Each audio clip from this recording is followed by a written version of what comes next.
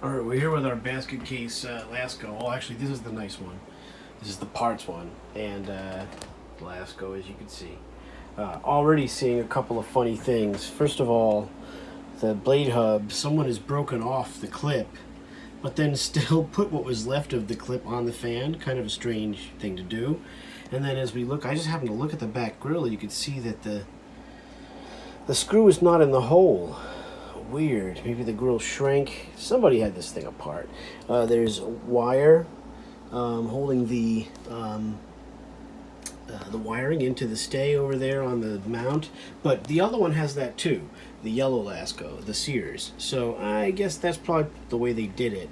And the switch, everything looks okay there. So I don't know. I'm going to take the rear grill off, and then I really want to oil the motor if possible. I might not take it all the way apart today, but that's what I'm thinking. Here's your plastic motor, Marco, I guess, right? Some sort of a, I guess it kind of, I don't know, that's not, the other motor doesn't have this, doesn't look like that. There's a little sticker on here. I don't know if that came off of the fan or what.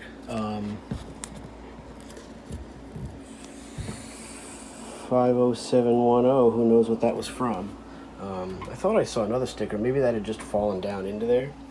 Anyway, so, you know, you can oil this just from the oil, from the bearing here.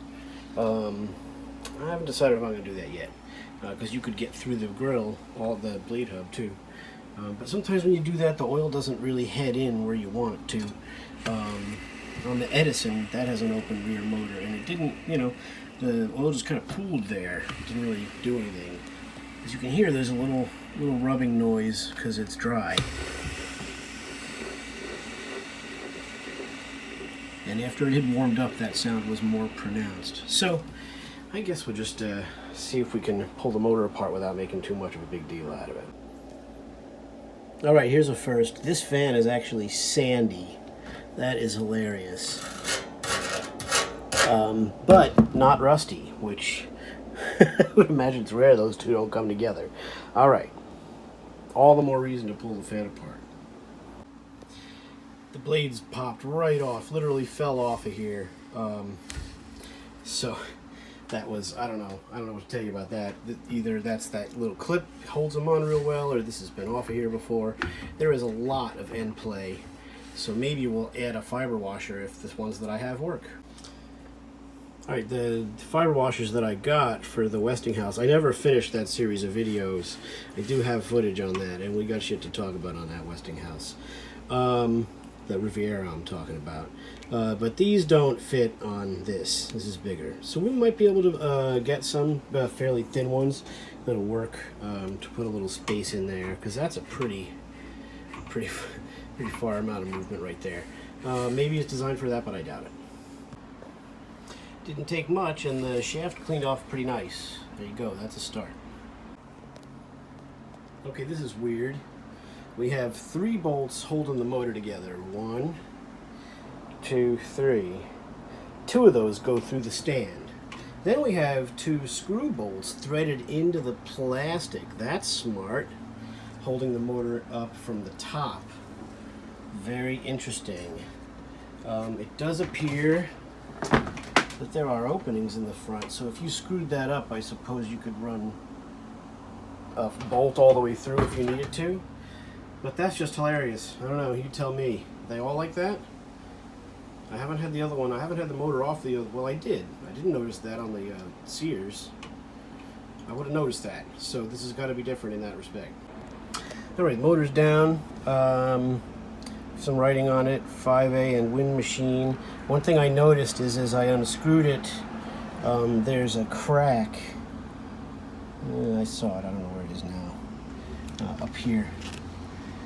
There's a crack in there. So be as careful as you can putting it back together, but that could very well break when we go to do that. Very fragile. I don't know, the other one didn't seem as fragile, meaning the Sears one. So let's go ahead and pull it out. So here we are with the plastic Marco motor, or fiberglass, or whatever the hell it's made out of. It's pretty clean in here, and the windings all look nice. There's a washer still on there. Might be a washer there. It's a little dirty. Not a lot of oil, but there's oil on there. It's just kind of dirty. And there's the outer housing. This screw stayed with the housing. Yay! So we're gonna. I'm gonna clean the surfaces quick, and then we're gonna oil it up. The rotor isn't that bad. It's got the wear marks. You can see where it was on the bearing and then out of the bearing, and then in here, same thing. You can see a little bit of wear there. Let's see. A little bit of a no real lip. You can see it there, but it doesn't feel like much. So anyway, we're gonna clean it up. All right, after using a little WD-40 to clean off the oil, I just used the steel wool to run across. I just spin it in my hand with the steel wool on the shaft, and there's an area that definitely looks bad. Where is it? There. You can see an indentation. Who knows if that was an imperfection in the metal when it was made, but that's unlikely. So there's some pitting here. It doesn't look like a raised area. It's pretty smooth there. But that could have been what was making that sound. Who knows if what that's all about. But that's the condition of the shaft. You can see there's a little bit of a ridge there, but whatever. It's just an old Galaxy. We're gonna oil it and put it back together. The bearings. So here I slid this down so you can see, if you look in those openings where the felt is, someone pushed in there with an oil can and tried to oil this motor. I'll talk about that later. I hadn't really noticed it while I was shooting this part of the video, but then later as I was assembling it, there is oil in there, and it does look like someone tried. There to be a spot that matches the bad spot on the shaft, but anyway, we're not going to worry. We're just going to oil it, put it back together. It's just an old fan. Seriously, just get to it. All right, first check back together with the blades off.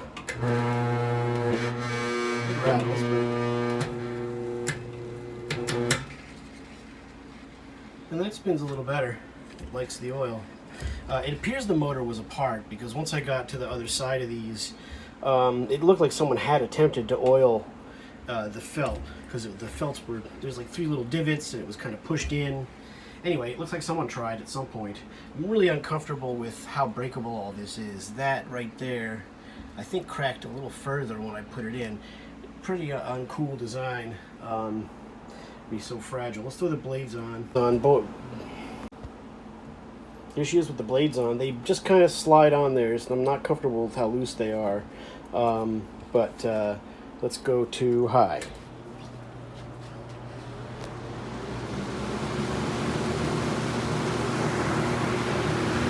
Let's see what low looks like, because that was so slow before. Still very slow. But that might be moving a little faster than it was. I don't know. You go back to the first video, you can tell me. Back to high for a spin down.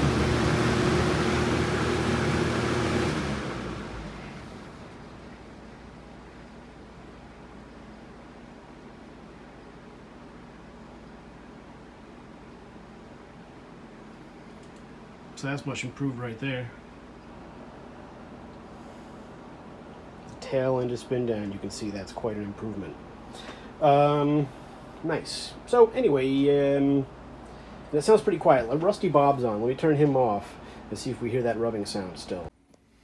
All right, let's see what we got sound-wise. We're running up to high.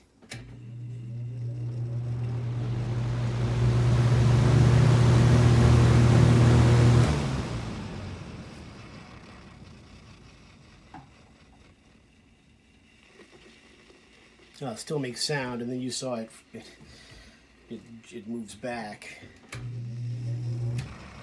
You know, maybe that's just because it needs washers. Watch it, see it fell forward. So it's still making a little bit of noise. It's not perfect, but it definitely, the oil helped. You can't hurt, right? So anyway, I'm gonna put the grills back on. There you go. A little bonus addition. Let's see how this starts up on low. If we remember, we were having a little trouble with it. It's kind of hesitating a little bit. That's not so bad. Let's let it run up to low.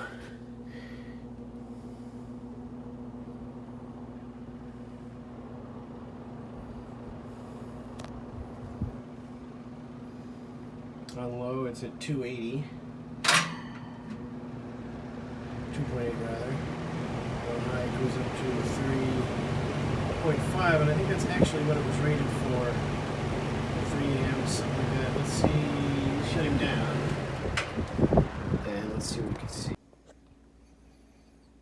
So you can see there, 3.2 amps. So that was what we wanted to see. All right, here's the Lasko little backlit here. The bottom cleaned out pretty nice, much to our chagrin. I put a liquid knob on it. It doesn't point to where it's supposed to, but it makes it easier to handle. And let's go ahead to high.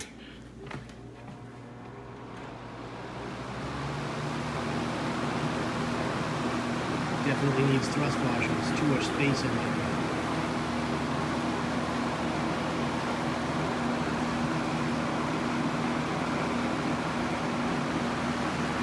Medium. You know, what's interesting to me is it really does set up off the ground on that grill feet. Whatever they're worth. Now she's on low, which is pretty nice right there. So we'll go back for a spin down.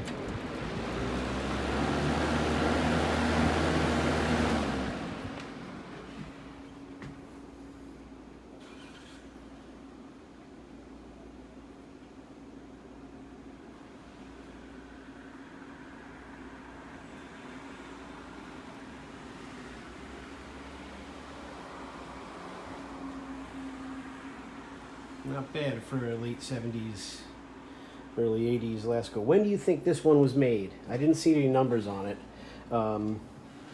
There is a stamp underneath. I doubt that says anything important other than the model. But there you go. There's your Lasko. I'm going to run it because it's freaking hot.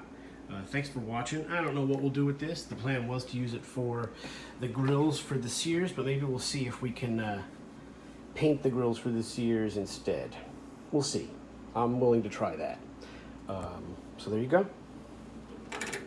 And she's on low. Thanks for watching, y'all. Hope you're staying cool out there as possible.